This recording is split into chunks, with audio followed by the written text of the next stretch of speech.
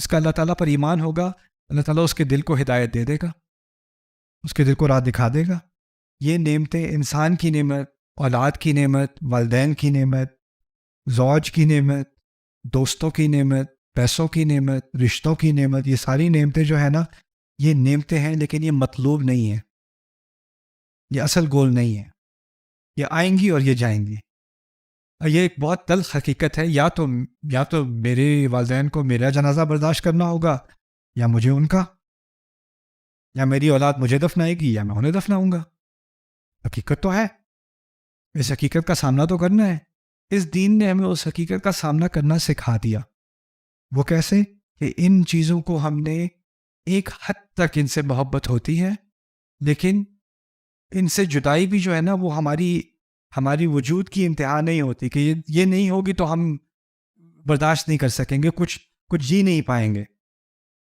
اگر یہ امت رسول صلی اللہ علیہ وسلم کے وصال کو برداشت کر سکتی ہے نا، تو اس کے بعد وہ کسی بھی چیز کو برداشت کر سکتی ہے، کسی بھی چیز کو۔ اب یہ ایک درس ہے اللہ تعالیٰ کا۔ تو یہاں پر یہ بات سکھائی جا رہی ہے، شرک تو ہے بتوں کا، لیکن اور شرک جذباتی ہو جاتے ہیں۔ ہم جذباتی طور پہ کسی چیز کو اپنا الہ بنا لیتے ہیں، اسی لیے اللہ تعالیٰ نے ایک خطرناک باطل الہ کا جو بیان کیا ہے سورۃ الجاثیہ میں، وہ ہے اَرَأَيْتَ مَنِ اتَّخَذَ إِلَٰهَهُ هَوَاهُ، تم نے دیکھا ہے جس نے اپنی خواہشات کو، اپنے خواہش کو اپنا الہ بنا لیا۔ وَأَضَلَّهُ اللَّهُ عَلَىٰ عِلْمٍ، اور اللہ نے اسے گمراہ ہونے دیا علم ہونے کے باوجود۔ وَخَتَمَ عَلَىٰ سَمْعِهِ وَقَلْبِهِ، آیت پڑھی تھی ہم نے پہلے، اللہ تعالیٰ نے اس کے کان پر اور اس کے دل پر مہر لگا دی۔ وَجَعَلَ عَلَىٰ بَصَرِهِ غِشَاوَةً، اور اس کی آنکھوں کے اوپر پردہ ڈال دیا۔ فَمَن يَهْدِيهِ مِن بَعْدِ اللَّهِ، اللہ کے بعد کون ہدایت دے گا اسے؟ افلا تذکرون، پھر یاد کرنے کی کوشش کیوں نہیں کرتے، یاد رکھنے کی کوشش کیوں نہیں کرتے؟ یہ زندگی تو ٹیمپرری ہے، اور ہمیں تو جس طریقے سے ہمیں اللہ تعالیٰ نے جو تیاری کرائی ہے ان مصیبتوں کی، موت وغیرہ کی، کسی اور قوم کو نہیں کرائی۔ انا للہ و انا الیہ راجعون۔ اگر میرا جس دن میں نے باجی کو دفنایا تھا، اپنی مجھ سے 1.5 سال بڑی تھی، she was my best friend, جس دن میں نے دفنایا انہیں، تو میرے ذہن میں بار بار ایک ہی خیال آیا جائے۔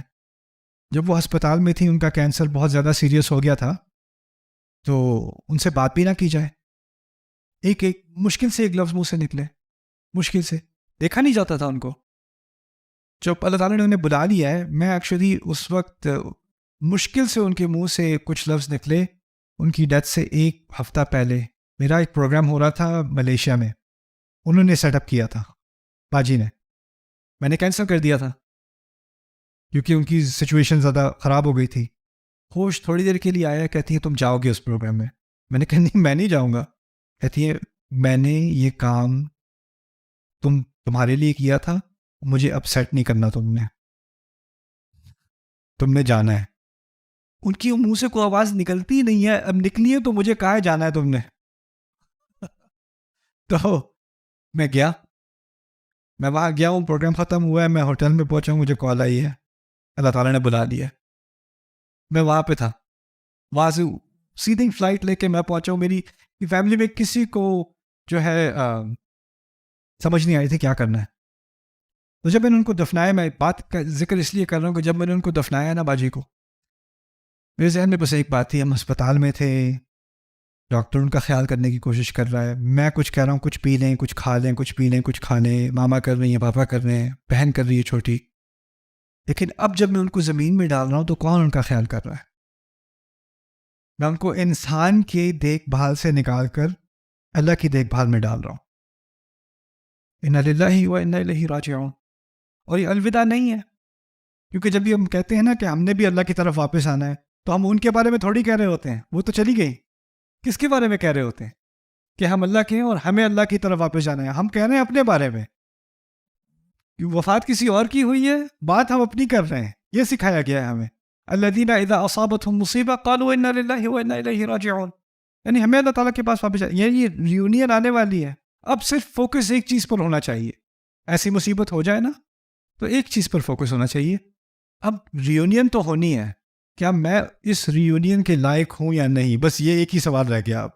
اب میں کیسی زندگی گزاروں، کیا کروں کہ وہ دوبارہ ان سے میں مل سکوں ایسی صورتحال میں کہ ہم دونوں خوش ہوں یا نہیں. بس یہی ایک سوال رہ گیا. تو اسی لیے ان آیات کو میں مثال تو آپ کو سمجھا رہا ہوں، لیکن ان کو دل تک لے جانا، اندر تک لے جانا کہ ضعف الطالب والمطلوب، انسان اتنا کمزور نہ بن جائے کہ وہ کلیپس ہو جائے.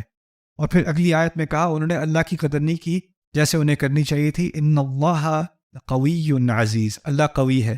دیکھا اس آیت میں ہمیں کمزور بتایا، اگلی آیت میں اللہ کو قوی بتایا. اور کیونکہ اللہ مطلوب ہے تو جب مطلوب قوی ہوگا تو آپ کیا ہو جاؤ گے؟ آپ خود قوی ہو جاؤ گے. اگر آپ کا مطلوب ضعیف ہے تو آپ خود ضعیف ہو. اگر آپ کا مطلوب قوی ہے جو کہ اللہ ہے تو آپ قوی ہو جاؤ گے. اللہ تعالیٰ ہم سب کو ہمارے دلوں میں اللہ کو خود کو مطلوب بنائے اپنا.